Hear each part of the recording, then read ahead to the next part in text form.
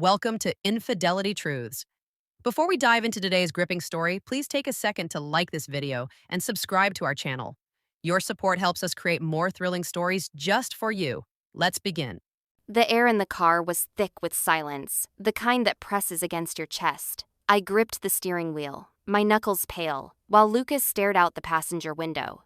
The rain streaked across the glass, blurring the streetlights into soft, glowing smears. We were driving home from his sister's wedding, a night that should have been full of laughter and champagne toasts. Instead, I felt like I was suffocating under the weight of what I hadn't told him. Lucas and I had been together for 4 years. He was steady, the kind of person who'd hold your hand through a storm and make you believe everything would be okay. His smile could light up a room, and I'd always thought I was lucky to be the one he aimed it at. But I wasn't that woman anymore. Not since her. It started 8 months ago. I'd been assigned to train Mia, the new graphic designer at the agency. She was vibrant, all sharp wit and bold ideas, with a laugh that made everyone turn their heads.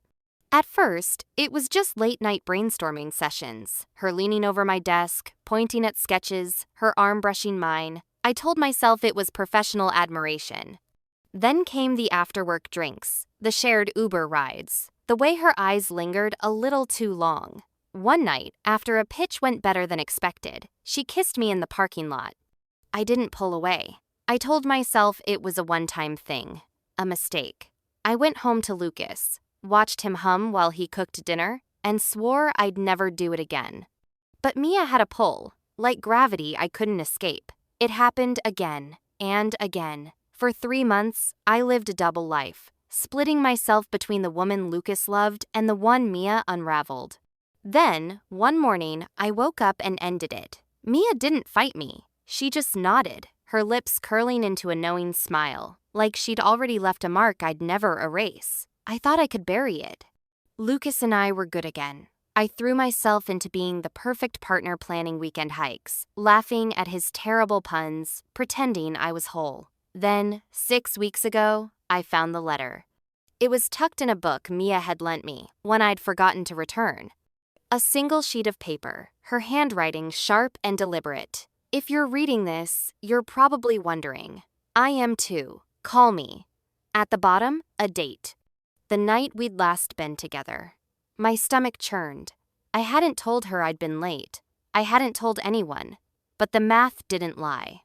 Lucas and I had been trying for a baby, something he'd wanted for years. When I took the test and saw the 2 pink lines, I should have been overjoyed.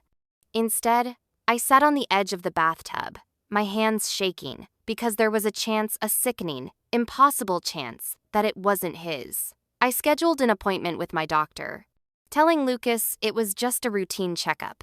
He didn't question it. He never did. He trusted me completely, which only made the guilt sharper, like a blade twisting in my gut. The wedding came before I got answers. His sister, glowing in white, had hugged me tightly and whispered, "You're next, right?" I smiled, but it felt like a lie.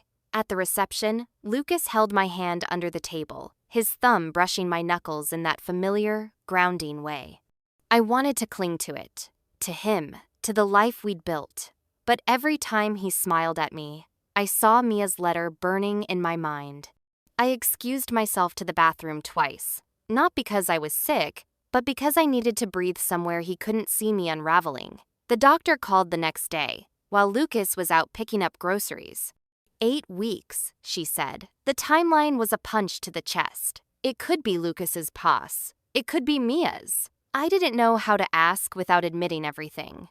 I thanked the doctor, hung up, and stared at the wall until Lucas came home, his arms full of bags and his face lit with that same steady warmth. That night, in the car, the rain kept falling, and Lucas finally spoke. "You've been quiet lately," he said, his voice soft, not accusing. "Is it the wedding?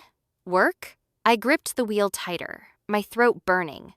"Just tired," I lied. He nodded, but I could feel his eyes on me, searching for something I wasn't giving him. A week later, Mia emailed me. "I know you're avoiding me, but we need to talk. You know why?" My heart stopped. I hadn't told her about the pregnancy, but she'd always been too perceptive, like she could see through every wall I put up. I deleted the email, my hands trembling, and told myself it was over. Done. I could keep this from Lucas. I could protect him. But secrets have a way of clawing their way out. Last night, Lucas was waiting up when I got home from work. He was sitting on the couch, my phone in his hands.